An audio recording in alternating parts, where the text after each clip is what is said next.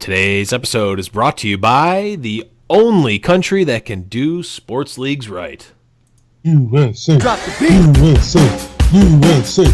USA.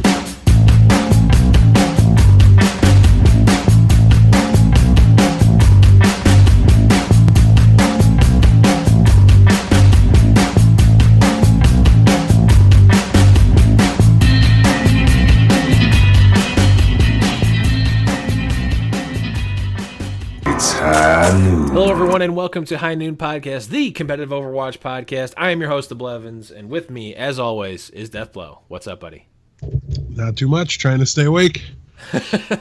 You've got to stay awake. You've got tryouts to do, man. Don't I know. fall asleep on me now. I know I've got like 3 hours sleep this weekend. Rip. That's more hours than you got wins in our 5-stack. Fair. Fair charge. That is a story we'll talk more about later. But we've got a lot of stuff to talk about today. Big week. We had a really big week last week. We've got a big week this week as well. So let's start it off right. We've got new patron hype. OWT Croak at the $5 patron level. Thank you so much, sir. And despite me being a bumbling idiot bozo forgetting to send the Discord link, I did get it to you eventually. And all is well in the world. We also had an iTunes review. Maybe? Yeah, we definitely do. Yeah, we think it's new.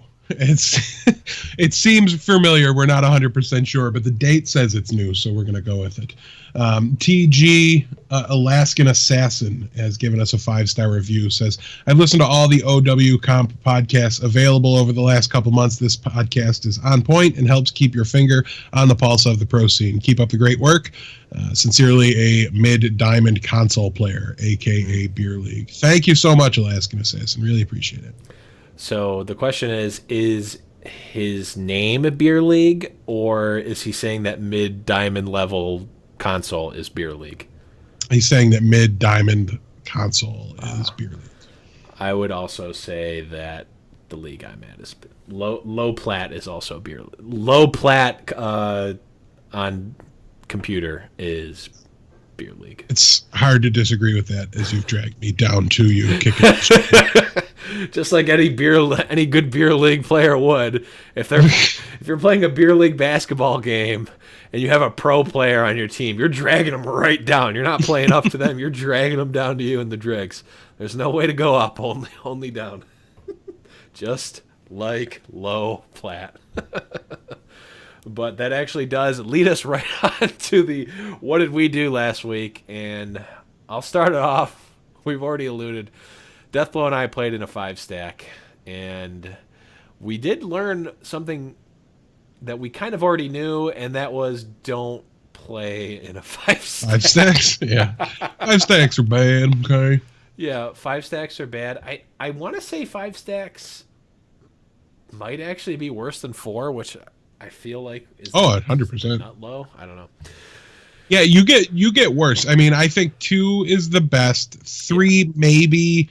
6 is in second place, and then like 4's okay, 5 is completely unplayable, and then 6 is unplayable if you don't have a coordinated group. Have a real set. Yeah, the problem was we had 5 and none of us played Reinhardt. Yeah, that was not a great thing.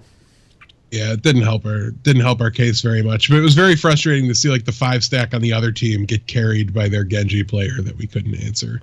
The Genji player who wasn't even part of the 5-stack. It was just the one random. Yeah, their random is carrying them, and it was just frustrating. We had some bad randoms, but other times it was like you said, we didn't have a Reinhardt. We didn't have the right mix of players for a good comp. So in that vein, if you are a Reinhardt player and you're at low plat on PC, give us a ring, because we are looking for a ringer, so to speak. But so anything else fun and exciting happened for you this week, Deathfall? Yeah, I went down to Pennsylvania for the weekend, the last full weekend of playoff games, and so basically, I spent the Pittsburgh Steelers playoff game with a bunch of Pittsburgh Steelers fans in PA. Nice. Makes it a little bit more enjoyable, obviously, as otherwise I'm just sitting there like, I want a good game. You know what I mean? It's nice to be around people that are that actually care you know, about passionate about the teams. Yeah, it was like, and I was watching. You know, my one buddy that's down there is a Chiefs fan more than he's a Steelers fan, so there was like that rivalry there a little bit too. It was a whole lot of fun, so we had a really good time, and actually played in a pre-release this weekend for Magic the Gathering. I opened $100 masterpiece that, you know, since you're playing for a shop, you don't get to keep it because you didn't pay to get in. So, but it was Sphere of Resistance. So, but yeah, I did pretty well in it too. I've got to say, didn't have too many crazy bombs or anything like that, but I just had an overall solid deck. I was able to X and 1, it was 3 and 1 going into the last round, and I really didn't want to play, so me and the other guy just drew to like make it into the bottom of the top 8.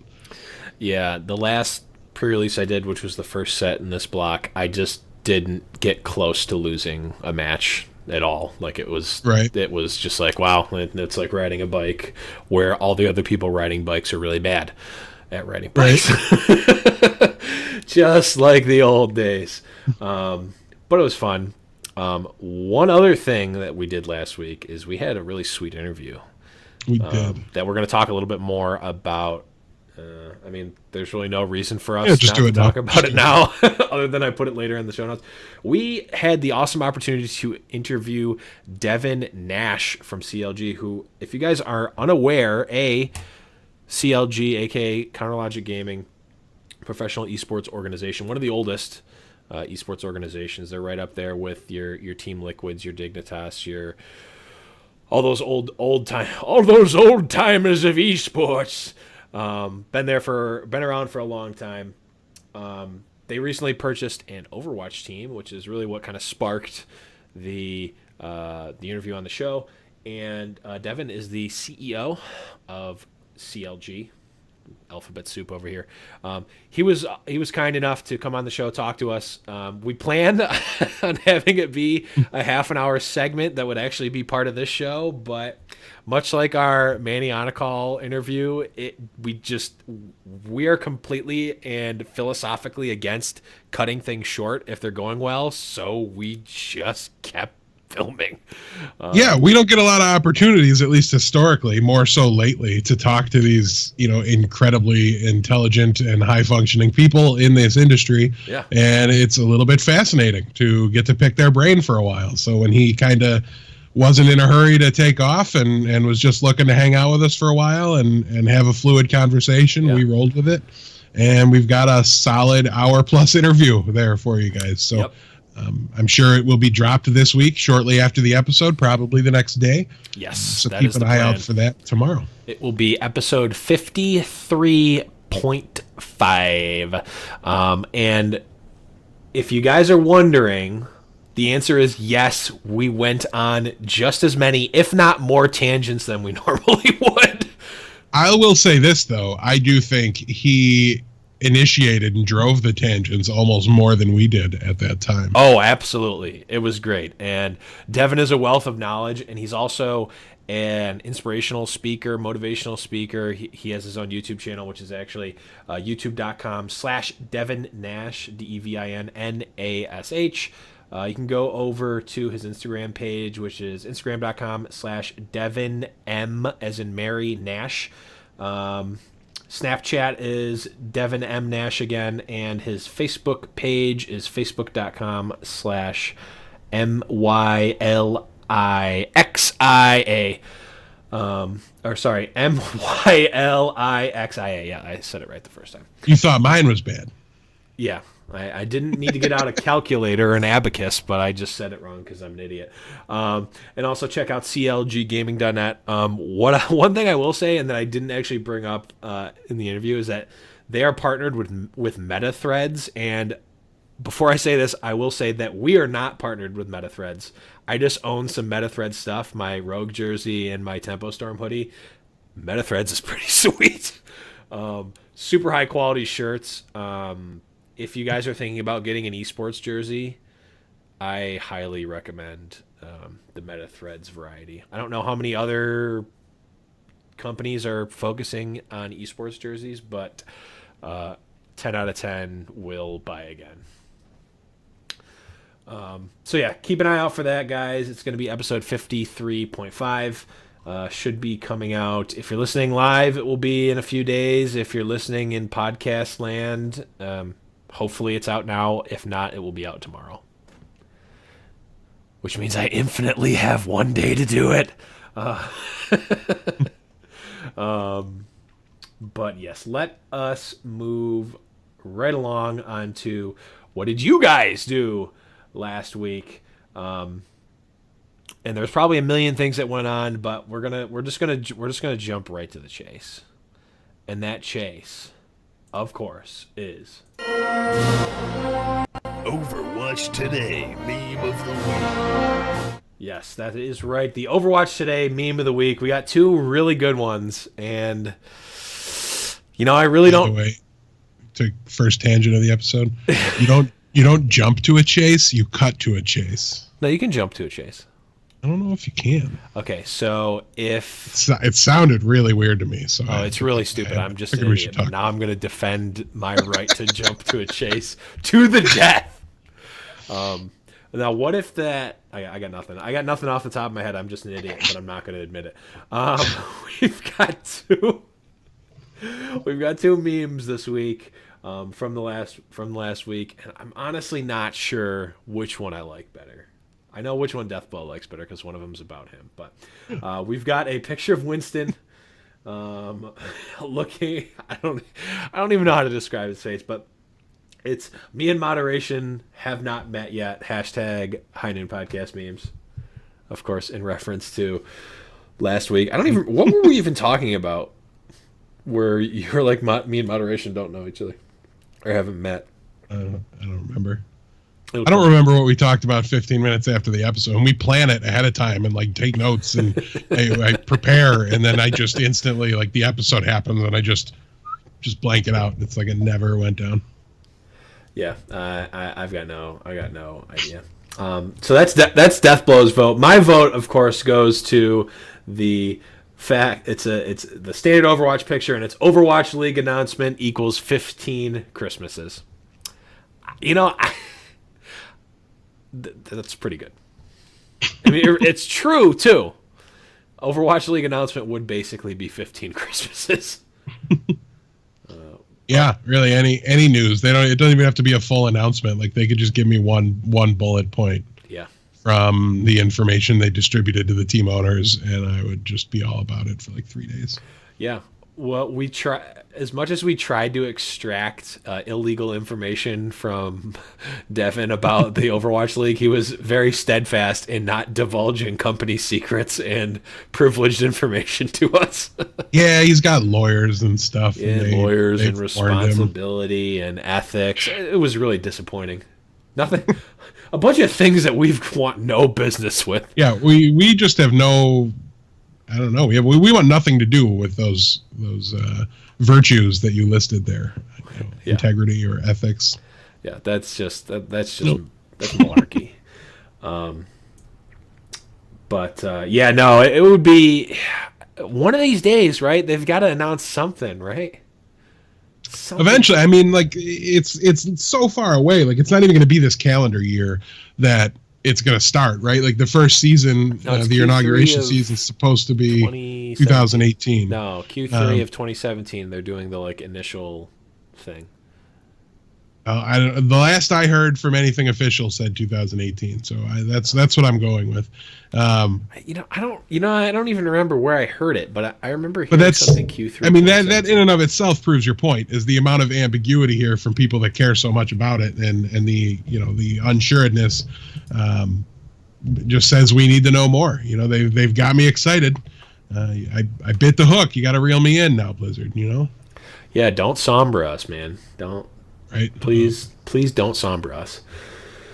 You'd think I'd learn my lesson to stop letting myself get hyped on initial announcements of things, but no, can't. I mean, Can't stop, won't stop. no, I mean, I'm gonna be super excited, especially since like I'm at BlizzCon. Like, I'm gonna be super excited. I bought the stickers, I bought the shirt, I bought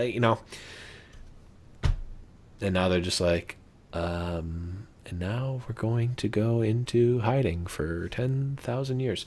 For what it's worth, they haven't even hired all the positions for Overwatch League yet, so it's literally like in flux. That like nothing is set in stone. Yeah. So I don't know.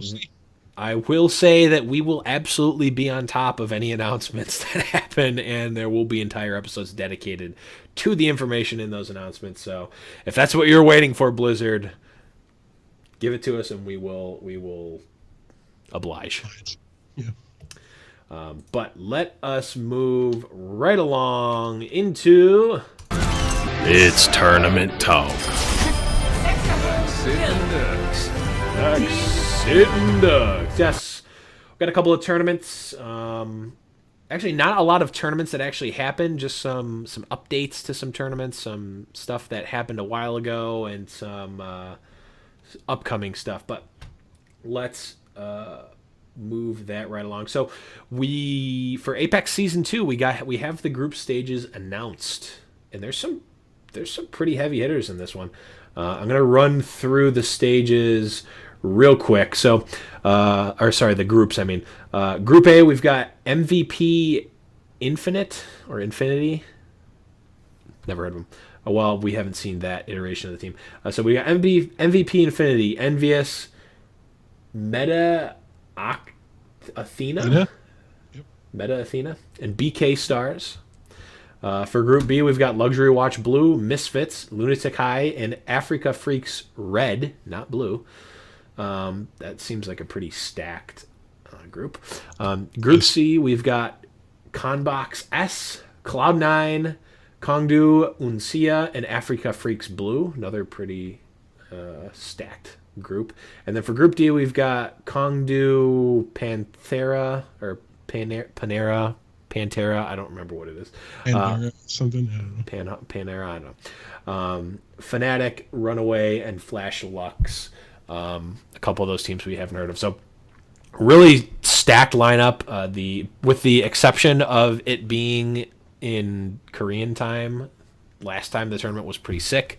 We got some really great stories out of it with the whole Rogue v Envious and the called shot and the roster switches in the middle of the tournament and all that stuff. The live McCree musical performance by a cosplayer that was in Japanese and just incredible.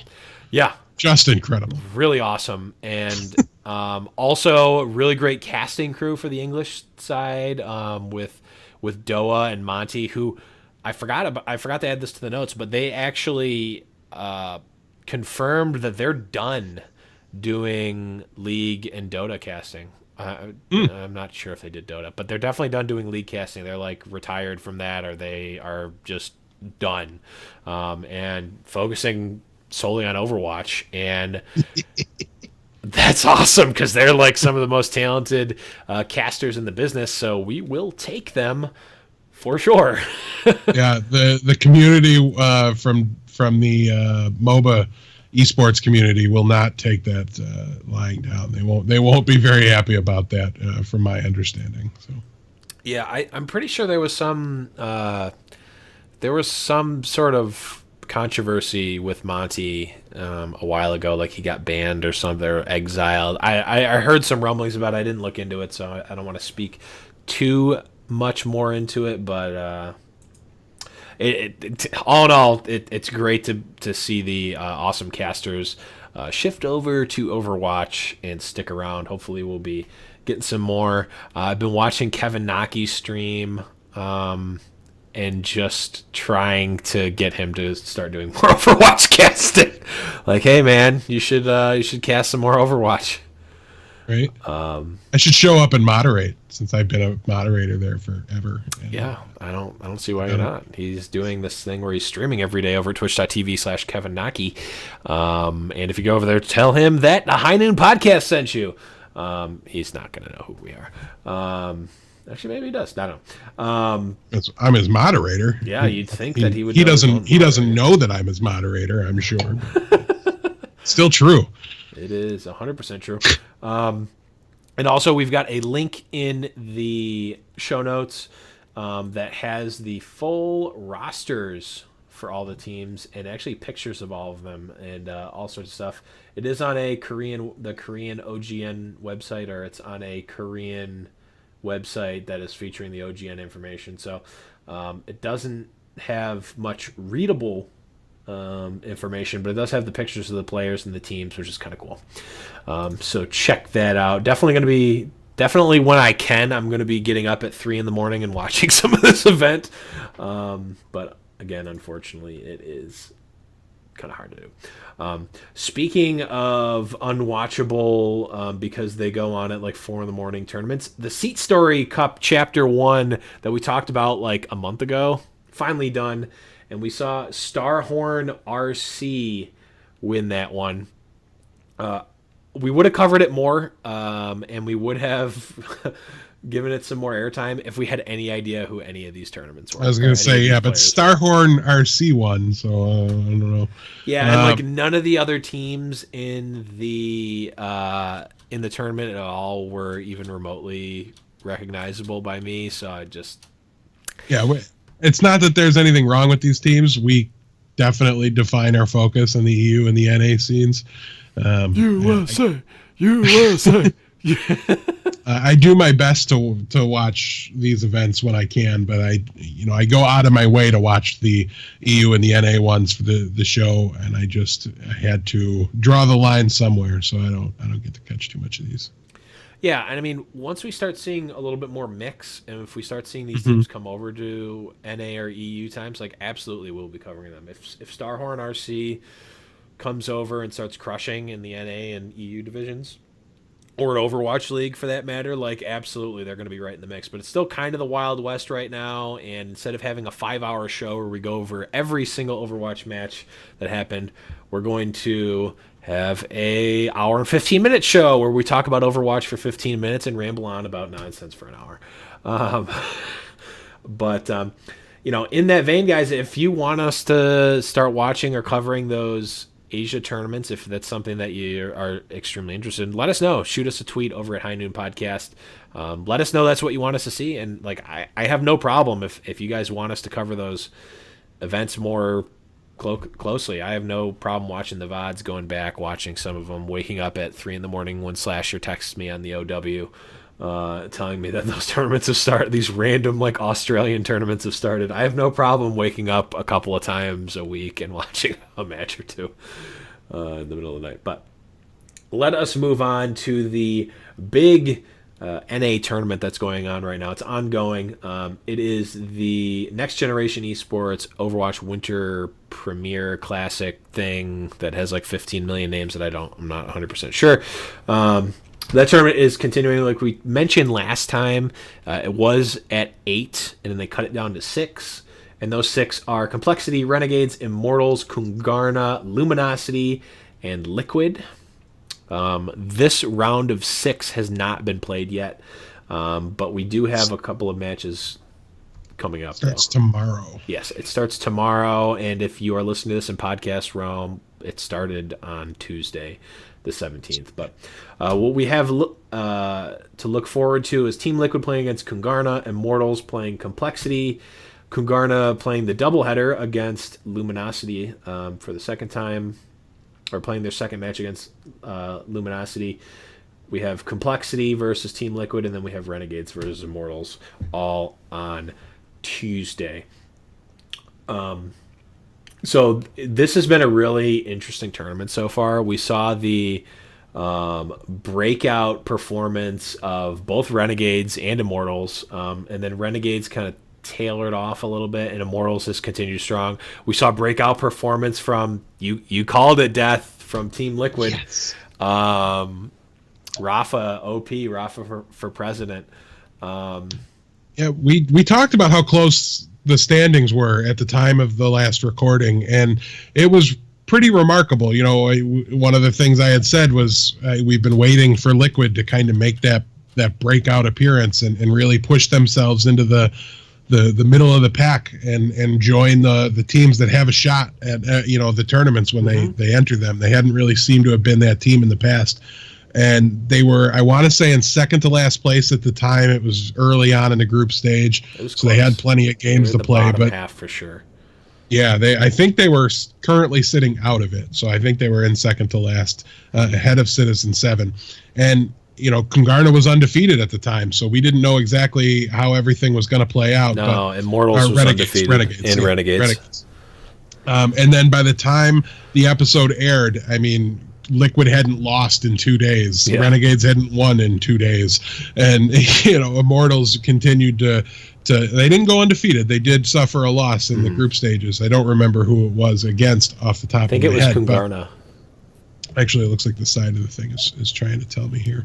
But anyways, yeah, I mean, there was a lot of shakeups there. We saw complexity. Looking at the list of teams, I would have put them high on the list of very likely to, be able to take it. They would have seemed a favorite. They caught the bottom seed. So it was a really, really tight race the entire way. FaZe was not able to recover from the loss of Too Easy. They are eliminated. Citizen 7 was a fill-in. They were eliminated. They never achieved a victory there, but nonetheless, thank you to them. And they played some competitive matches. The 07 record doesn't quite tell the story. It tells a fair story, just not the entire thing. Right. They were a more competitive team than the scoreboard would have it appear. But them and FaZe will be eliminated, and then we will have another group stage of just the 6 teams. So we've seen a lot of these tournaments do group stages where everybody plays each other once and then go. This isn't that. This is everybody plays everybody twice the first time around, I think it was, or no, it was just everybody once. Everybody once cut to the bottom 2. Everybody once cut the bottom 2, and then traditional 4-team playoff. Yeah. So it's going to be a very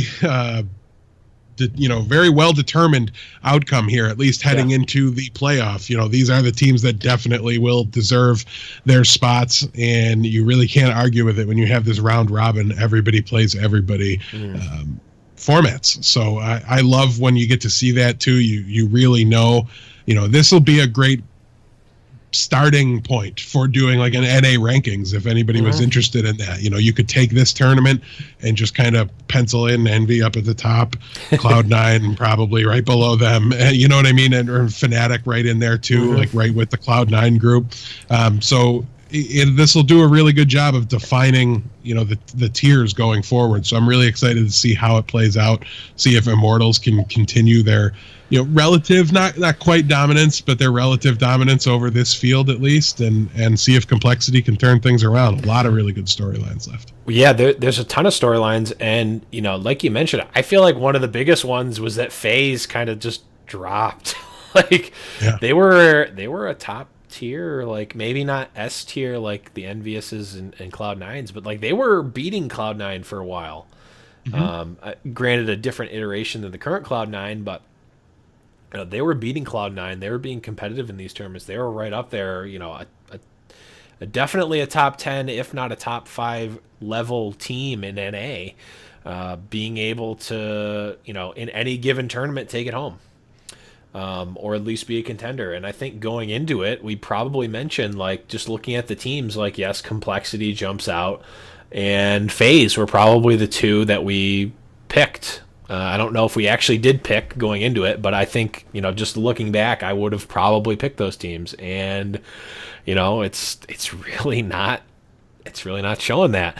I do like what you said. I think we could start to, this tournament really does a good job of seeing where these teams should be placed in terms of like tiers.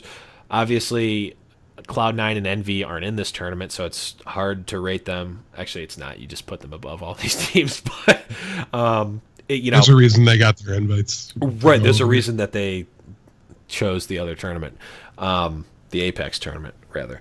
But we saw this was very good at determining the middle of the pack. And that tier, that like strong tier 2 or even tier 1, like tier 1.5, tier 2, and then also pushing some of these teams down into lower end of tier 2 to tier 3. And it's going to be interesting because Renegades has a really strong team. Are they going to go? We've seen teams like that have a really strong team from a player perspective that have put up some good results, but then they're just not consistent. Is Renegades going to be able to maintain consistency and get better? Are we going to see a bunch of other roster changes? That's really kind of seems to be the MO right now. It's still, as much as we've seen structure go up from when we started the show, in terms of the Overwatch community, it is still very much the Wild Wild West. And I think it's going to remain the Wild Wild West until we see Overwatch League proper. So, any given week, almost any team can win a tournament, and almost any player on any team could leave at the drop of a hat and either start a new team or join another team, or we've still got teams entering. We talked a little bit beforehand about a couple of noteworthy esports organizations that haven't entered the fray yet. Echo Fox being the one that comes to mind for me, mostly because I want an excuse to buy an Echo Fox hat. And I want an excuse to pester Rick Fox to come on the show. But just in our talk with Devin, he was extremely excited about Overwatch, and he's not even super involved in Overwatch himself. From an organizational perspective, he was super excited about Overwatch, super excited about the prospect of Overwatch and the future potential for Overwatch. So I have to imagine that these other esports organizations, the Echo Foxes, the Virtus Pros, the TSMs, who were in and then dropped out, all these teams, they've got to be at least looking at Overwatch, right? Like, they're probably just waiting for the time or waiting for the structure, something. But who knows? It's an incredible time to be watching Overwatch esports. Yeah, it definitely is, and like you said, it's going to be fun to watch and see. I almost hope some of these teams don't, right? Because I think it would be really cool to see one of these big names come in for the league, right? Because I don't know about you guys, but I would be more inclined to not like them than like them because they came in at the league. Like, you know what I mean? And it's not even a knock on them. Like, I love that they would do it, but it just kind of puts them in this. They weren't the founders. They're the easy to vilify people. Right, they're just doing it for the money. It's just an investment. They didn't put any any sort of manpower into the creation of Overwatch esports and the esports scene. Like the Team Liquids of the world have, like the Cloud9s have, like the Melty Esports, who knows if they're a team anymore? No idea. But they're one of the oldest running teams. And they, as much as we joke and poke fun at Melty Esports, like, they were the original front runner of Overwatch esports. And who else besides us is ever going to remember Melty? Maybe ZP and Hex. Those are the only other two people I could think. Maybe Slasher. 6 people that were on the team. That's a stretch. That's a stretch. Right. But yeah, no, I now that you put it like that, I do kind of hope. It's like, okay, we've got the OGs, the teams that got in early, the teams that, built it from the grassroots, and then we've got the VC teams, the teams that are just like, okay, well, we got acquired by an org. We are literally a capital investment for them. They know nothing about esports. We have a budget, and we need to perform in the league in order to make the numbers go up. That's an easy villain. Right, and imagine, too, they just snap draft Siegel right off the bat. Yeah, I mean, I have no problem with Siegel. I love Siegel. I hate his fans. Hate is a strong word. I don't actually hate them, but I just hate their Twitch chat. They're just not as good as the OG Twitch chat Pluppy Cancer. Right, like Siegel is to Overwatch what the Dallas Cowboys are to the NFL, and there's nothing wrong with them. They're an excellent example. They're a very good franchise, but their fans are so easy and fun to pick on that you just have to. Like, even if you were an outside of Dallas you know, Cowboys fan, I wouldn't, like, if I wouldn't advertise it. It would be like a guilty pleasure thing, and I would just still probably make fun of Cowboys fans on message boards and stuff. And it's just their blind, and exactly, they're not doing anything wrong, but it's just their blind support and their blind, you know, I don't know, just their blindness basically about what's going on with their team at any given time or anything like that. They made the playoffs, didn't they? They did. They had the number 1 seed, and then they lost right away, so they didn't win any of their playoff games. But that just makes Facebook more fun, so I have no problems with it. But yeah, you know, it would be a phenomenal thing to see, and something I look forward to. You know, there's got to be that team, like, right? It's more fun if you don't like somebody in the league. Mm-hmm. So I'm gonna have to pick somebody to be the rival of my team, whether the teams have any say in it or not, I don't know, but maybe I can use the podcast to spread the controversy. Right. That's true. I'm sure they'll embrace it because it's just for grins. Anyways, so yeah, we'll have to wait and see exactly how everything plays out. But I would love to see, you know, 1 or 2 of these big names, you know, big money organizations break in at a time that makes me want to root against them. That would be awesome. Yeah, and it's definitely going to be interesting. That's for sure. You know, that goes back to our bigger picture discussion that we've been having about like the rivalries or the conflict in esports, the booing in esports. Like, we're 100% in on rivalries. Like, let us not all hold hands and cheer for everyone. No, that is not we fun. are picking favorites, we are picking enemies, and we are cheering and booing respectively. Yes, absolutely. Yeah. So, no, I think that would be awesome, especially since I know that you're going to be a sap and like the OG team, and I'm 100% buying into the big money VC team. Yeah, I mean, you're wrong about this sort of stuff all the time, so I would expect nothing. I mean, obviously, Echo Fox is going to be like the Patriots of Overwatch, and you're probably going to like Fnatic, the Bills of Overwatch. So it'll be great. You'll have like two Overwatch leagues of good like playoff performance, and then you'll have a 15-year drought while Echo Fox wins every championship for 10 years. We'll see. I don't know. Who knows? I can't wait. We can end this tangent because I don't even know how we got here. I honestly have no idea how we got here either. Yeah. So sorry about the conversation that abruptly ended for no reason whatsoever, and then we started talking about Overwatch League. I mean, we talked about football and Overwatch League. That's about as much about football as you'll ever hear me talk about, so it's a little bit of a treat. But let's move on to... Oh, let's break it down! Yes, let us break it down. We've got a couple of interesting roster changes. We've got some partnership stuff, and then we got some patch notes. So let's move that right along. Kai no longer on Cloud9. Gods, formerly of NRG and also Team USA in the Overwatch World Cup, steps in right now in Kai's leave.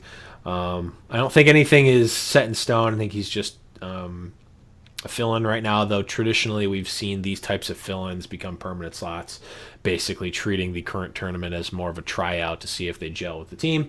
I imagine that if Gods works out in the Apex League, he's probably going to stick around. He's already in Korea. They flew him out to Korea or whatever, but it'll be interesting. We also saw JKW officially not on the Complexity active roster. We've seen a lot of this as well, where a player may still be sponsored by a team or affiliated with an organization, but they're not on the starting lineup. They might be a content producer or streamer or something. I know Mangachu for a while was in that situation for Tempo. Kib with Reunited. What's that? Kib with Reunited. Yes, exactly. So it'll be interesting. You know, maybe he'll come back. Maybe he's looking for a new home. Not really sure. And then we also, in regards to where Kai is ending up, he's in talks with Envious as becoming their coach, which would be interesting. You know, basically one of the formative players of one of the most dominant Overwatch esports forces in Cloud9, joining heads with quite possibly and arguably the most dominant force in Overwatch esports. That's an interesting thought. Having those heads together in the same room, probably going to be good for Envy. Yeah, and definitely probably just good for the game in general, as I expect a lot of innovative strats and things like that to come out of there. As you mentioned, Cloud9 really the only team that was able to hold a candle to the performance that that Envy has put out throughout the initial launch. It's dropped off recently as we've gotten more into LAN tournaments, and Misfits won a couple of those, and there was some doubt there as to whether or not Envy was really up to the hype they built for themselves after their like 50 to 70 game win streak or whatever absurdity that was that they started out after the release of the game. I think it even started back at the end of closed beta. Mm-hmm. So would be phenomenal to see, because from everything I've seen, and we don't have this official, we don't know for sure, I don't think he was necessarily the shot caller, but Kai definitely seemed to be the center, almost team captain of C9. So I'm definitely nervous. Gods is obviously a good enough player to step in and play with those guys and not really miss much there. But if Kai was taking a decision and picking compositions and lineups and organizing things at any level, I've been a part of smaller tier teams that don't do near as much of that stuff as these big teams do, and it's a big deal to lose that guy or have any change in a role like that. So I'll be definitely paying close attention to how they perform. They are in one of the more challenging groups from what I can see and what I remember of the Asian teams that are there. Maybe they would like to, with the new members, switch over with Fnatic, who seem to have a little bit of an easier path through the group stages. We'll have to wait and see how that all plays out. So there's definitely teams from the Asia region that could have given Cloud9 a run for their money before. There's some very, very good teams over there. They didn't win their season 1 tournament, but I don't expect that to be a trend that lasts forever, or even necessarily very long. Though they did bring Envy back, so I don't know. We'll see exactly what goes on there. But yeah, I don't know. It's a lot of crazy change-ups, and it's almost like, we were talking a little bit in the Discord, or maybe this was on Twitter, reminds me of Black Monday in the NFL that we just went through, where, okay, week 17's over. If you're firing your head coach, now's the time. Mm-hmm. If you're making changes to your offensive coordinators or anything like that, and now you move into this after period that the NFL's in right now while the playoffs go on, and that's okay. Now all these people that have jobs got to find new work, so the head coaches bounce down and go back to being a coordinator for offense or defense, and the good performing coordinators move up and take those head coaching jobs, and we're kind of seeing that here a little bit. And it's funny that the analogy works so well, since Kai is transitioning to coach, it looks like, or at least considering it. Mm-hmm. So we'll have to see how it plays out, but there could be some significant shakeup at the top end of the NA bracket for sure. Yeah, I want to say that's just an automatic rivalry right there. Cloud9 Envy. They've been at the top. They've both shared their time at the top. Envy more so, I think, in terms of overall time. But Cloud9 went back in the Twinston days, man. They were untouchable.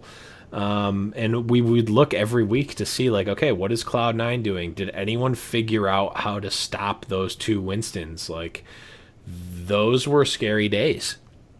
And it's interesting to, like, Cloud9 is also one of those esports orgs that's, like, been around.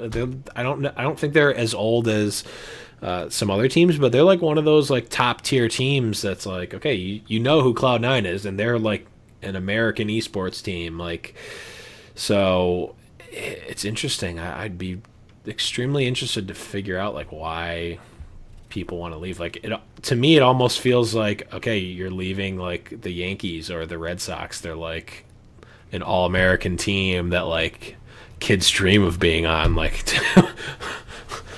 why would you not want to be on Cloud9? If I had to guess, and I don't want to I have no basis for this or nothing to base it on, but other than how I would probably be in their shoes, right? Mm-hmm. The league's coming, and I'm going to not renew my contract with this organization unless they draft me anyways. Mm-hmm. So why not just go sign a bigger money? Like, just because Cloud9's the biggest name, a lot of times what you're getting from them, instead of maybe necessarily the biggest contract possible, you get institutional support, and you get the introductions into the community for FBS coaches and things like that you wouldn't get otherwise, except for now you carry this name along with your roster. So they might just, some of them might just be selling out. Other teams, I don't know. They have this shortened timeline. You can't sit there and be patient and develop chemistry with the roster that you have and wait for the meta to shift to something that suits you better and then go on your run, because it might never happen before the league starts and all this current infrastructure completely breaks apart. So there's a lot of reasons why we might be seeing so many of these shakeups. But if I'm being honest, I haven't ever been into an esport this closely and paying this much attention in the past. So I don't know how alike or disalike this is from other games. Well, I mean, we've definitely not seen an esports league like Overwatch League promises to be, or at least alludes us to believe. So, yeah, from that perspective, it makes a lot of sense. Like, you don't necessarily... Like, you want to leave your options as open as possible, right? So, if Cloud9's like, okay, we're going to, contract renewal, we want to sign you for another 8 months or another year, another 2 years, or something like that. It's like, once it starts dipping into known Overwatch League territory, like, you're probably pretty, against doing that. You don't want to necessarily be stuck on a team, even if you like the organization, even if you like the people that you're playing with, even if you're having success. Just from a business perspective, you don't necessarily want to get stuck with one team. So I definitely could definitely see that. So yeah, it's interesting. It's still like harkens back to it's the wild, wild west, and anything could happen in Overwatch esports. So very interesting. And there's a nice little segue into, speaking of anything being able to happen in Overwatch esports, we've got yet another NBA team investing in esports, with the NBA Miami Heat partnering up with my boys over at Misfits. Strategic partnership. So the official line was, this partnership will be a catalyst and foundation to our continued our continued expansion of the Misfits organization to a global esports brand and company. That was said by the Misfits CEO Ben Spunt. He goes on to say the Heat, who are innovators and leaders in traditional sports, will help Misfits to unlock meaningful value across all facets of our business. So, on the one hand, that statement sounds pretty sweet.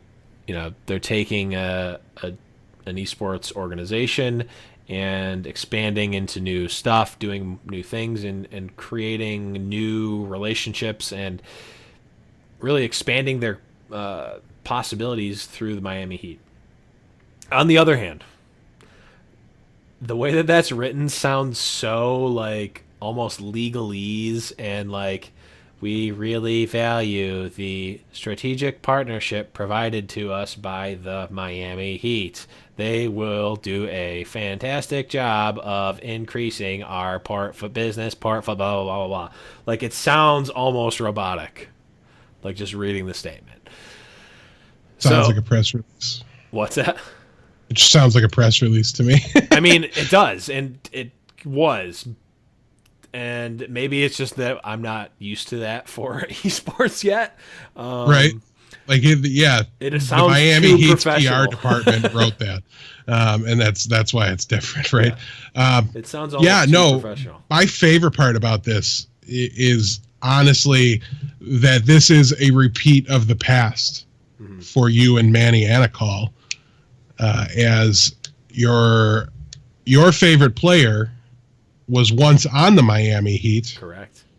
Only to leave them and leave Manny feeling betrayed and estranged while you just skipped and jumped across the NBA to follow said player. Correct. So now that Tavik James is on the... sorry, Pluppy James. Okay. Floppy James, sorry. He's now on the My Ass Fits Heat. It ended up leading a swear jar donation. Good. No, because you're just saying the name. Right. I just blended two words together, so the fact that there happened to be a swear in the middle of it is fine. But yeah, that's not strong enough to hit the swear jar. So yeah, I really like that about this, that it's basically the same thing happening again, where you used to be a Heat fan along with Manny, now you're a Misfits fan along with him, until the league starts and you run for the hills. Until Tavik gets bought up by Buffalo Echo Fox, and which is going to happen. The biggest VC team in. Then we just got to get on like the Pluppy posse. We just got to be like his right and left hand man. Like he walks into a tournament and he's got these two big bearded dudes standing next to him, like ready to fight any of the fans that come up. Yeah, he walks in and he's like, "This is our town, scrub." Yeah, beat it. Who would have thought that Stump the Blevins would make it back 53 episodes in to Overwatch? I feel like we brought it up like 53 times over the last 53 episodes, also, but I just miss it too. There's actually a better card to explain that from the new set, the 6-mana 1/1 that makes a 5/5 guy. I don't know what the card actually says, or else I would have done it, but that's a much better analogy because we're like way bigger than him. But yeah, anyway, so just a phenomenal new partnership. Great things obviously coming for Misfits. This all but guarantees to me that will have a spot in the league when it opens up and those teams get purchased. Clearly, they'll be gunning for the Miami, location, assuming everything stays geographic as it seems to want to be. So. Everything here is a positive, and there's really nothing negative to say about this move, unless it costs the Miami Heat some money, but I don't anticipate that happening. So, well, I mean, it might, but it's like it obviously costs them money, but it's an investment, right? Like I didn't include the piece from the Miami Heat because it's not as exciting, but they're like, this. In essence, they're saying, this expands our portfolio into, a younger demographic that we're not necessarily capturing or encapsulating in the ways that we want to with traditional sports and basketball. It's like, this is a very good way to get a bunch of nerds to watch, to even care a little bit about the Miami Heat brand. So yeah, they got at least one nerd so far. Yeah. But let us move on. We've got some patch notes, and we're running a little bit low on time, so we're gonna power through these ones pretty quick. And Death, if you want to stop at any point, let me know. But we're gonna start right off with Anna, who may in fact be the bane of everyone's existence, the curator of the 4-tank meta, if you will. Her Bionic Grenade. Her healing boost on allies has been decreased by 50%. The comments from the developers: the healing boost from Anna's Bionic Grenade was providing too much healing, especially when used on targets with large health pools, a la 4-tanks. I don't know, Death. Is this enough? Is this gonna change anything? Is Anna gonna see a lower pick rate, or is she still too much? I don't know that she'll necessarily see a lower pick rate, and I don't think that's necessarily the goal either. That's also there was a second revision of these, so I'll be kind of adding in additional things that have happened. And one of those things is that the Bionic Grenade duration has been reduced from 5 seconds to 4 seconds. And I don't have anything to make me think that's only on friendlies either. So it'll be a smaller window where you'll be unhealable when an Anna throws the jar at you. So I do think this will have a big deal here. Obviously, when I initially read it, I thought they were like, exactly copying what I had proposed in my article, which was just reduce, like, because I kind of wanted to do incremental. I'm always that way with my nerfs, especially on a character I play a lot.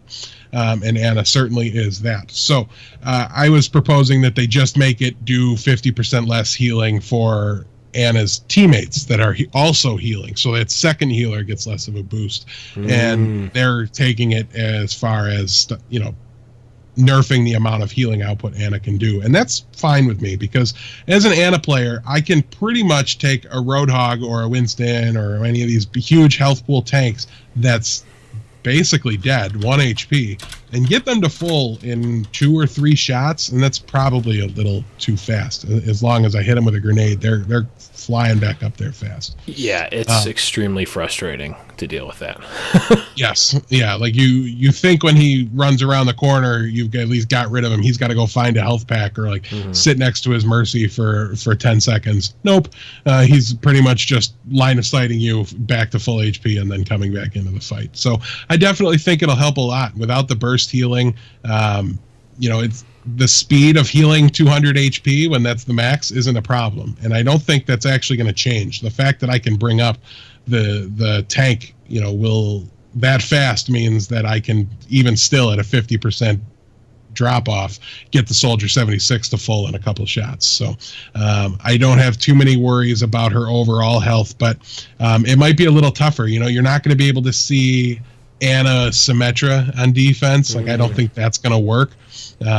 You're going to need some sort of support to help support the support, and to back up the Anna in the healing department. So I don't know. I definitely think it's a step in the right direction. I don't think it's necessarily the case that 3 tank only works because of Anna, but that's probably the reason why it's the go-to, and it kind of works everywhere, right? Is that Anna can always save them no matter what their HP pool is. So generally, I think it's a great change. I think she was definitely needed to be the target of the biggest nerf, or at least a significant one, in order to kind of fix the stale meta problem. So yeah, I haven't gotten to play it yet on PTR because I was out of town all weekend, but I'm definitely very excited about the prospect of it. Yeah, definitely want to see.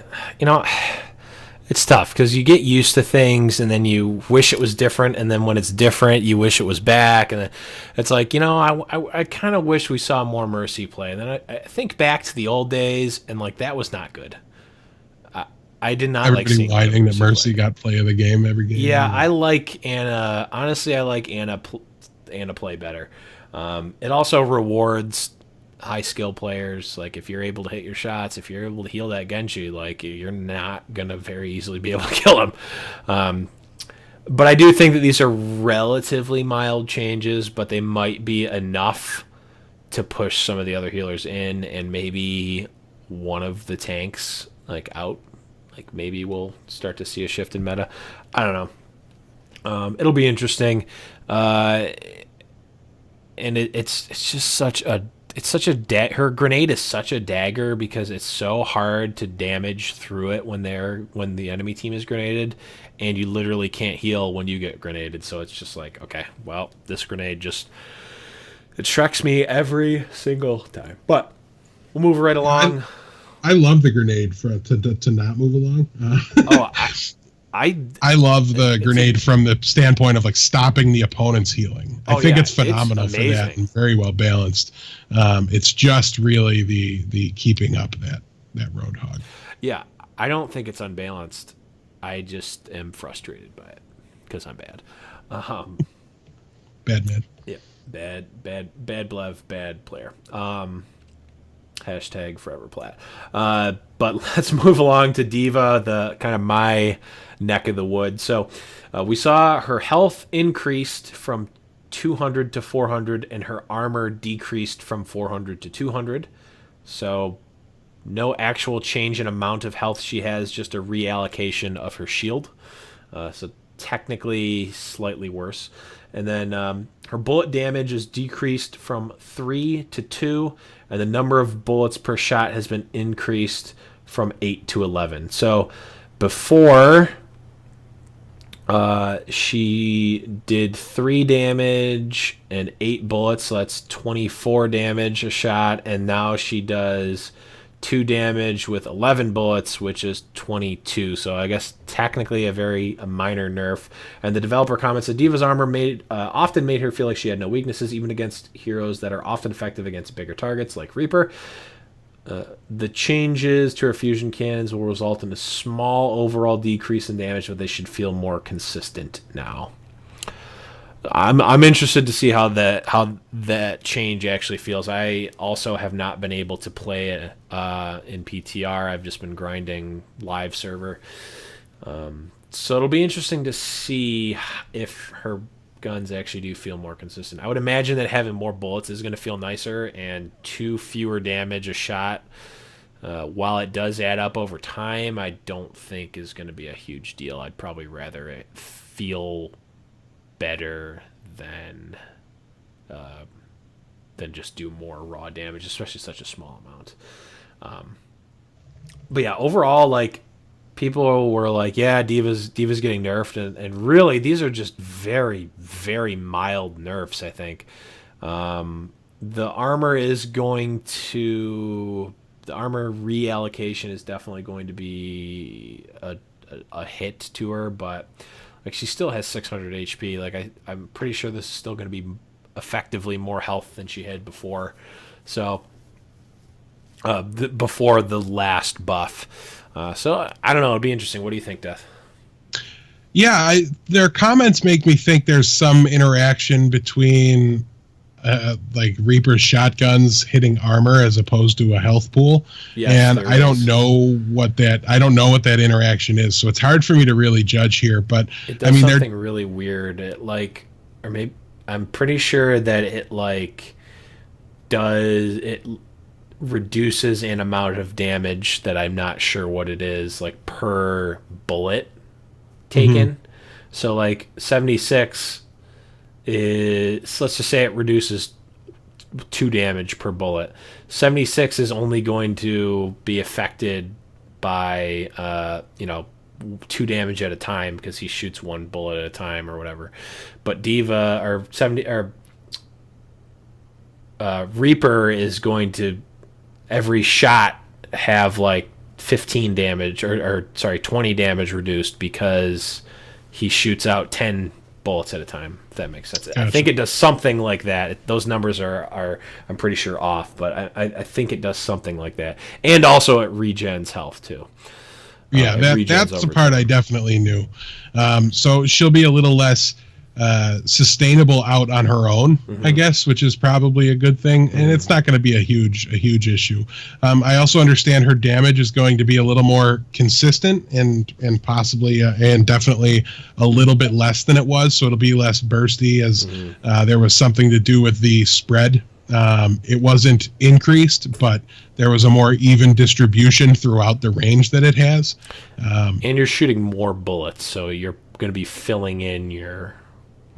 Right, yeah, filling in the circle pattern more evenly now. Mm-hmm. So I don't know. I have to play with this one, because it seems to be very incremental, which means it's a change right up my alley. I think you definitely want to see. I mean, Diva has so many huge fans in the game. Like, people just love this hero. Mm-hmm. So you definitely want her to be tournament viable, but you don't want any hero to be, or at least as few heroes as possible, to be stuck permanent fixtures in the metagame. So. Well, not so much like stuck permanent fixtures in the metagame, but you don't want a hero to feel like they have no weaknesses. Right. And Diva, although I'd argue Diva didn't feel like that, because Zarya was a pretty good counter to her, I can understand it enough that she felt like she didn't have enough weaknesses. So it'll be interesting. The next one, I'm gonna jump, because I think the last one we want to talk about is like the biggest one. But one of the other changes we saw was Sombra. Her hack, the time it takes for a hack, for her to hack a target, has been decreased from 1 second to 0.8 seconds, and the cooldown for her hack has been reduced from 12 seconds to 8 seconds. So basically, buff to Sombra's hack. I really don't have a whole heck of a lot to say. I hope that this pushes her into slightly more viability. I think it's the type of thing that, encourages people to play her and play her maybe more aggressively with the hacking package, the hackage, if you will. But I don't. The look on your face. But I don't think that this is gonna like push her to be broken or anything. Like, the hack is like a low enough power level skill that like it's not going to affect that much, I don't think. Yeah, I took to playing Sombra a little bit recently. One of my buddies got kind of reinterested in the game and wanted to play some quick play. So I when I play with people that are significantly lower tier, I always try out new heroes or what have you, do something like that. So I decided to really try to get a handle on Sombra, and man, there was times I would come out from behind a Reinhardt, just like the comments are saying, and I can't get the hack off on the Reinhardt because he turns around and just puts the shield in between us, and I'm done and I'm doomed. And it feels like if I'm stealthing behind them and get the drop on them, they have no idea I'm there. I'm not even damaging them, right? Because that's ingrained in a lot of people. I see the little indicator on the top or the bottom of my screen to indicate somebody's behind me and shot me. That gets a faster reaction to me than I started hacking you, and you hear a voice line and like maybe see a purple glow or something. I don't know exactly what you see, but right, it felt like I should definitely be able to have gotten a hack off on a Reinhardt that I surprised and was standing behind at the time. So you'd think that that's like the whole point of the character. right. And hopefully we get back to there. And also, I definitely felt that it was a bit long of a cooldown on hack. It's one of those things where you're very squishy and you might be super elusive and hard to catch and all these things, but if you get caught, you're dropped. So you don't have a ton of time. I mean, you don't want to sit around and wait 36 seconds while your team is fighting so that you can hit all the health packs that they might escape to. You can hit two of them much faster, get into the fight, hit the third one on your way out, something like that. I don't know. But generally, she was too weak if they wanted her to see play and really affect things, and she definitely wasn't doing that. But at the same time, her damage felt right to me. I could do a lot of damage. Her even at ranged, it wasn't too bad. So that wasn't the way to go about it, and hopefully this is enough. Because as she came out, I talked about how much I don't want a stealth DPS character in the game, and she's not a super damage dealing DPS character. There's higher damage output characters in the game. She's got tricks to her, but at the same time, I still just not a stealth fan. I don't I don't want it to be everywhere, but for their measurement of success, something had to change. Yeah, and I think the one thing that you mentioned that makes a lot of sense is like she really should be able to hack. Like if you sneak up behind someone and start hacking them, you should be able to get the hack off. Like that like completely defeats the feel of the character, the usefulness of the character, and like the flavor of the hero, right? Like if you successfully infiltrate them, target the hack, and they can like turn around fast enough and hit you and stop the hack, like that doesn't feel like very powerful, like from a like lore perspective. That's like, oh well, you got me, bye. Like how are you ever supposed to hack someone? Like if they're fast enough you can't be hacked, you're like the unhackable. That doesn't sound right. That just makes it seem like other heroes are way stronger than her. What I found is that the only way to really guarantee it was to have a height advantage on that Reinhardt. Yeah. There's other heroes that's not a problem. I mean, Reinhardt carries a shield to break the line of sight on the beam and stop the hack. So it becomes very easy for him, and he'll still be able to windmill, turn around. But if he has no idea I'm there, I'd like to think he's not going to have a 0.8 second reaction time to identify I'm being hacked, it's behind me. But the way I was able to pull it off reliably, like I don't know if I finished making the point, was to just be above them. If they're coming in on a Temple of Anubis attack, you can kind of be up on that second level or in the back up on that third level, the really high areas, and you're able to drop down EMP or drop down hack, while you're falling or something like that. That was always very good because he'd turn around. He would look up after he turned around, right. When he realized he was still happening. So. Yeah, it just seems like hack is such a low, like it's a good ability when you get it off, but it's such a low impact ability compared to some other ones that like even if you got more hacks off than like Blizzard intended, like it doesn't seem like it would be super super powerful. Like your EMP is good, but it's like not the best ult in the game. Even if you hacked it, even if you hacked like 3 people, like A, that would be hard. B, like it'd be good, but like how good, I don't know. Yeah. I don't know. I hope it does encourage people to at least play her more, just not with me on my team. Or if you are, at least be good. I've still or against you on the other team. Yeah, play it in games where we're not there. Exactly. Everybody wins. Exactly. So last one we want to talk about is probably the biggest one, the most contentious one, the one people have been talking about the most, and that is Roadhog.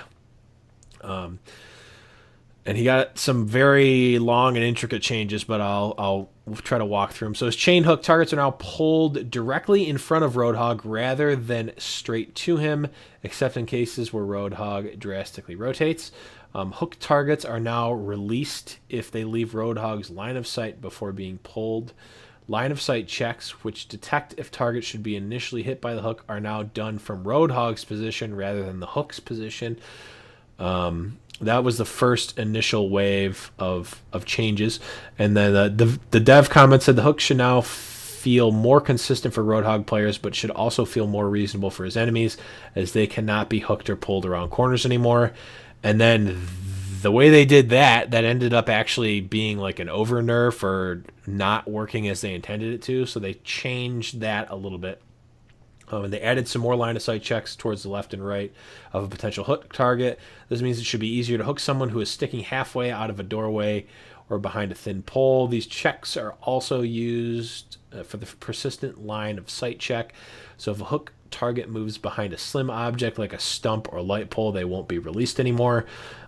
Also, hook targets are now slowed heavily when they are stunned, even if they are in the air. This means that if someone's strafe jumping away from you and you land a hook, they're a lot less likely to slide out of line of sight and therefore breaking the hook.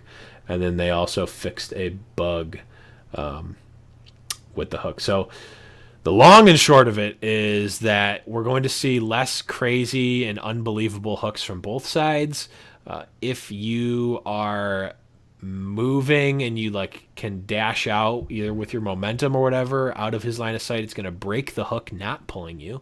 But you're also going to be drastically slowed when you get hooked, making that less likely. And yeah, the line of sight check is going to make it feel more natural rather than those like crazy, like I'm clearly behind a wall, how in the world are you hooking me right now moments that tended to happen quite frequently with Roadhog. But yeah, well, what do you think, Death? Have you seen this at all or heard anything about it? I'm torn. I love it and I hate it. Both in equal measure, just from completely different perspectives. Mm-hmm. This feels it's a little disappointing in the sense that the Widowmaker nerf was disappointing. I feel almost exactly the same about that as I do about this. Mm-hmm. It was some of the most exciting things that I got to watch while watching the Himsy hooks. The Himsy hooks off the top of roofs on Hollywood. Just absolute insanity. So much fun to watch. Mm-hmm. The casters go nuts. Everything about it was a very hype moment. Breaks the fight open every time. Miserable to play against. I mean, just miserable. I literally can't see him. How can he be hitting me with this ability? That means I'm insta dead. That, and that won't happen anymore. So that's definitely a positive. Yeah, I don't know. It really depends where the meta goes. I don't think it actually says Roadhog's super bad. He's still going to function a lot of the same roles. You're just going to not see them attempting those greedy, ridiculous hooks up to the top, right? They're going to save it for the guy on the baseline on the ground that they can hit. It's still a phenomenal skill shot. It's still a huge impact. It's still an automatic pick, essentially, and that makes it very valuable. So, all in all, this is reading to me more as a quality of life change than a balance change. But in reality, it's definitely both. Yeah, it's a slight nerf and a major quality of life enhancement for everyone. Yeah, I think if you look at overall health of the game, not just the esports aspect of it, it's definitely an increase in quality of life. It's definitely a net increase. However, the Himsy hooks where they are just, basically soul reading that you're going to peek at this moment and then hook, and you peek out for a second and then go right back and get hooked all the way down, like we tended to see with those top tier roadhogs. Those are going to be less likely because if you peek really quickly, you can probably get back out of line of sight and break the hook, which is not exciting from an esports perspective. But maybe those types of things are still going to happen. But like you said, maybe they're going to be more conservative with their hooks now because they know there's a decent chance that the hook's going to break. So, I don't know. It'll be interesting to see. We have seen a lot of Roadhog, and it is definitely very frustrating to play against a good Roadhog. But it's very good to see Hibsy play Roadhog, so I don't know. It's tough. It is tough. But let us... I don't know, Death, what do you think overall of the PTR changes? Good, bad, indifferent? I think it's good. I think it's got a good chance to shake things up, and also doesn't seem likely to completely blow up the entire meta, change it completely. It seems to be very well focused on what was the problem, and what was causing the lack of diversity. And so hopefully it can be successful. There's the diva change. I worry might in reality not really end up doing anything. And then there's like the Ana change, which might kill the healer out of the rotation, and we see a bunch of we just go back to Zen, Lucio, and then we haven't added any diversity by killing Ana. We've just changed it. Yeah, right. And that to me is not an improvement. It's a short-term improvement. I'm probably a better Zenyatta than I am Ana, though I'm pretty good on both. So it might be a personal improvement, but I just wouldn't call it a success if that's all we do, unless we can also say definitively it's the reason triple tank dies and quad tank dies. Yeah. That's true. I tend to agree. I feel like this set of changes is relatively mild compared to some of the other ones that we've seen. When 76, who notably got no changes whatsoever in this patch, but when 76 got put back on the map, he got put back on in a big way from zero. He went like literally from zero to hero again. To quote the great movie Hercules, the Disney adaptation. He got put back on when D.Va got those huge changes. She got put back on. Symmetra changes. While she's not seeing a ton of play, she's seeing more play, and she's much more of a legitimate pick now than she once was, or at least once recently was. So I don't know. This seems like a relatively mild set of changes, but I hope it does shake things up, and I don't know. We'll just have to see. And also, disclaimer, none of these changes might go through. It's still possible that we see literally zero of this. Traditionally, we've seen most of the changes that happen to the PTR, but they have always stated like these are just iterations. It's possible that we iterate again. It's possible we never do any of this. It's possible we completely wipe and do something entirely different. So, I don't know. We'll keep you guys updated. Let us know what you think. Tweet at us at High Noon Podcast on Twitter. But we are running quite close to the end of the show, so let's close it out with one of our classic, and by classic I mean relatively new segments of Soldier Says. So, without further ado, we will pass it back over to Soldier 76. If you're not performing well, take it upon yourself to swap heroes. It's not your team's job to tell you to swap. This is something I faced myself recently. Played a match. Actually, it was last night. Played a match. we were doing like it was one of those games where like it wasn't like a completely utter blowout. We weren't like getting trolled by someone or anything. We just had a Genji that just wasn't very good. It wasn't like he was throwing. It's not like he wasn't trying. It's not like he was in terrible position. He just wasn't very good. And one of my friends, who I won't name names, and for the listeners, it's not Deathblow. I'm not trying to make that joke. One of my friends, who I won't name names, we aren't friends after that 5 stack. called out the Genji and was like, crappy Genji wouldn't switch. And the guy gets on voice chat and goes, dude, why didn't you tell me I was being bad? No one told me to swap, so I just stayed Genji. And it's like, okay, I see two sides of the argument here. A, my friend shouldn't have been toxic, or if he was going to be toxic, he should have done it earlier. But B, like, it's not our job to tell you you're bad. You should know if you're not performing that you need to swap, or like tell someone else to swap, or like if you think that you're not the problem, then you should. I don't know. It's not. You need to take it upon yourself. Okay. If you are doing bad, you need to swap. If you are not doing bad and you think that it's someone else, maybe you should say something. But it's not your job to do that. It is the job of. I mean, I guess it's like the team's job to. No, it's on yourself. If you're doing bad, swap. That's what it boils down to. Well, we haven't made a Magic. Well, we talked about Magic, but we haven't made a reference. I mean, both players are responsible for state-based effects. And if you're, I view it like in ranked. Not in quick play. I'm not talking to anybody in quick play. No. Communication is important and the job of everybody. So if there's a Genji on your team that's not doing well, this is going to sound harsher than I actually mean it. So I'm, disclaimer, I'm lying right now. If there's a bad Genji on your team and you're not saying anything or not politely asking him to switch or alluding to just encouraging shakeups in the team. You don't even have to call him out. Hey guys, we need to switch something up. It's not working. I'll try this. Can somebody, maybe we don't want a Genji if I play this guy. You find a way to make it happen. And if you're not making any effort to do that, you're just as at fault as the guy who's playing poorly.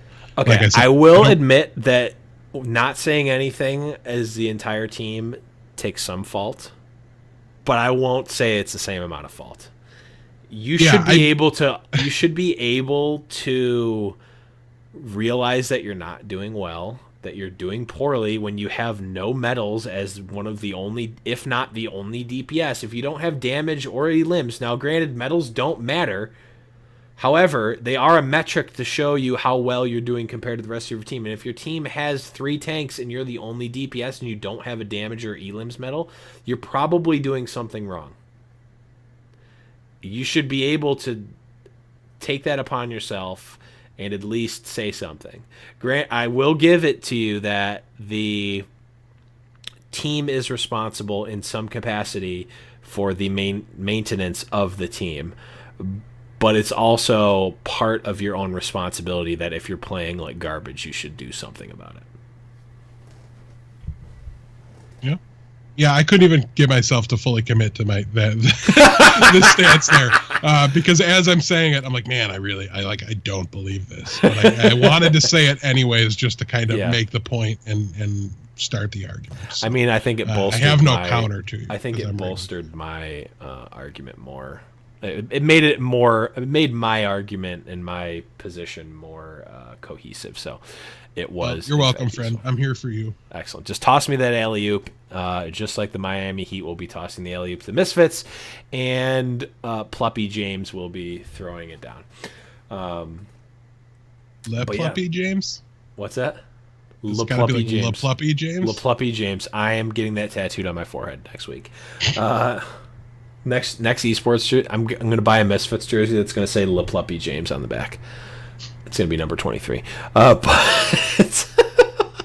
that's all we've got for today, folks. Deathblow, you got any last minute shout outs, sellouts, otherwise that you want to talk about before we let you go? No, check out Krakus? the website. And we want to, like we said, I want to be writing on the website, things like that. There's not a whole lot going on with tournaments right now. I'm thinking very seriously about doing some rankings or something like that at the conclusion of Overwatch NGE, but that does run for a little while. We've got the Gosu Gamers Weekly coming up this weekend, so maybe something will present itself there And the that I can Alienware. talk about. Oh, Alienware. I forgot to What did I talk say? about Alienware. What did I say? Gosu Gamers. Oh, yeah. The Alienware Monthly Melee, I'm sure that will be done by the Gosu Gamers crew. So ZP, Hex, maybe even Uber Shouts, and possibly Slasher as well. So, yeah, keep an eye out for that. And if there's anything you'd want to see, what sort of content would you like to read about Overwatch? Give me a shout on Twitter and let me know. Yes, and I actually do have an article that's actually already written that I need to wait to publish for other reasons. But, yeah, so keep an eye out that. Check out highnoonpodcast.com. All of our links are there. We mentioned the Twitter. Make sure, guys, and I'll post all the links in the show notes. Check out Devin Nash. And also check out CLG. All those links are going to be in the description. Huge thanks to him for doing the interview in episode 53.5. Huge thanks to Matt Chirino for being Season 1 sponsors. Huge thanks to Adam Hoek, who created the McCree outro song that you're going to be hearing in just a couple of seconds. For Deathblow, I am the Blevins. And remember, guys, just remember, it's high noon. Got his boots and he put on his hat. Threw the coin away that same day. It's in his past and he's not looking back. He says, finding mine now guides my way.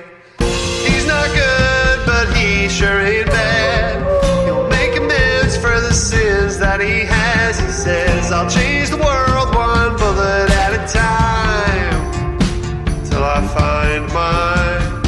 I hope you guys didn't want this part of the show to get removed because it's still here. Ha!